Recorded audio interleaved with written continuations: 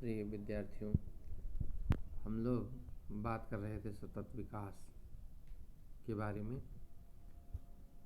जिसमें पर्यावरण संबंधी जानकारी मैं आपको दे रहा था। देखिए, पर्यावरण की रक्षा करना यह हमारा राष्ट्रीय कर्तव्य है। पर्यावरण के प्रति लोगों में जागरूकता बढ़ी है। इसकी शुरुआत 1992 में रियो डी जेनेरो में हुए पृथ्वी सम्मेलन में दिखाई दी थी। इसमें एजेंडा 21 नामक विश्व कार्य योजना स्वीकार की गई थी, जिसका उद्देश्य पर्यावरण संबंधी आवश्यकताओं को विकास की आकांक्षाओं के साथ एकीकृत करना था।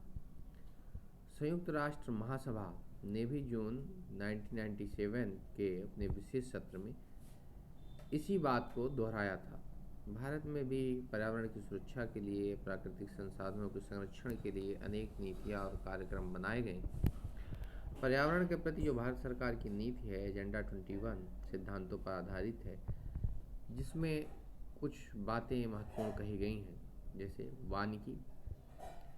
वानिकी से तात्पर्य अत्यधिक वृक्षारोपण करना, जंगल तैयार करना, राष्ट्रीय संरक्षण नीति, हरे पेड़ पौधों को न काटना, पर्यावरण और विकास, पर्यावरण को नुकसान न पहुंचाना और उसको रिच करना। भारत सरकार ने पर्यावरण संरक्षण के अनेक उपाय किए हैं, जिनमें देश में पर्यावरण संबंधी अनेक कार्यक्रमों की योजना, प्रोत्साहन, समन्वय एवं क्रियान्वयन के लिए एक अलग से पर्यावरण एवं वन मंत्रालय का गठन किया गया है। दूसरा, पर्यावरण की समस्या से व्यापक रूप से निपटने के लिए भारत सरकार ने जैव विविधता पर एक राष्ट्रीय नीति और कार्य योजना, राष्ट्रीय वन नीति, राष्ट्रीय संरक्षण नीति, पर्यावरण और विकास पर नीतिगत संबंधी कार्यक्रम बनाए हैं। देश में जल व वायु प्रदूषण को रोकने के लिए प्रदूषण नियंत्रण बोर्ड का गठन किया गया है। इसके अलावा पर्यावरण के अनुसार उपभोक्ता वस्तुओं पर लेबल लगाने के उद्देश्य से इको मार्क लेबल की व्यवस्था की गई है। साथ ही 1992 में राष्ट्रीय वृक्षारोपण और पारिस्थितिकी विकास बोर्ड की स्थापना की गई। यह वृक्षारोपण पारिस्थितिकी संतुलन एवं पारिस्थितिकी विकास से संबंधित गतिविधियों को प्रोत्साहित करने का काम करता है। इस प्रकार से पर्यावरण और अर्थव्यवस्था एक दूसरे पर निर्भर है और दोनों एक दूसरे के पूरक हैं। आज पूरे विश्व में विकास के स्थायित्व के बारे में दो मुख्य समस्याएं हैं। पहला, विकसित देशों में पाई जाने वाली अवत्ययी और विलासी उपभोग शैली। विकासशील देशों का संपन्न वर्ग भी इस विलासी उपभोगी शैली का अनुकरण करता जा रहा है। दूसरा, विशेष रूप से विकासशील देशों में जनसंख्या का बड़ा आकार और उसमें तेजी से वृद्धि हो रही है। इन दो चिंताओं के बीच विकास की प्रक्रिया कैसे बनाया जाए। टेक्नोलॉजी भी मुख्य समस्याएं हैं, जैसे उत्पादन की वर्तमान टेक्नोलॉजी प्राकृतिक संसाधनों का बहुत ही दोहन कर रही है।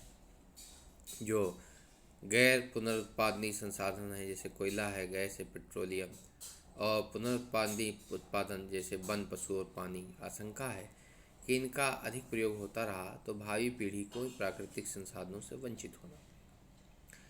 वर्तमान जो उत्पादन टेक्नोलॉजी है, पर्यावरण पानी को भी प्रदूषित कर रही है। या कचरा, धुआं और विभिन्न प्रकार की जहरीली गैसों को बढ़ाता जा रहा है, जिससे न हमें शुद्ध वायु मिल पा रही है और न शुद्ध पानी मिल पा रहा है। इन्हीं सारी समस्याओं के कारण विकास के वर्तमान और पथ प्रक्रिया को जारी रखना उचित नहीं कहा जा सकता। कोई न कोई विकल्प तलाशा जाना चाहिए था।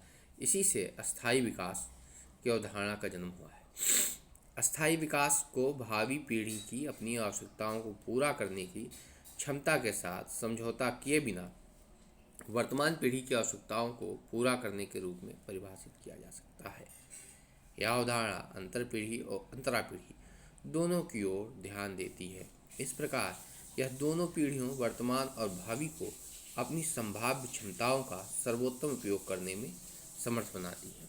इस प्रकार से सतत विकास के द्वारा हम जो है संसाधनों को इस तरह से उपयोग में ला सकते हैं, जिससे हम स्वयं भी लाभान्वित हों और हमारे आने वाली पीढ़ियों के लिए भी वह संसाधन यथोचित मात्रा में उपलब्ध रह सके और पर्यावरण को किसी प्रकार की क्षति न पहुँचे।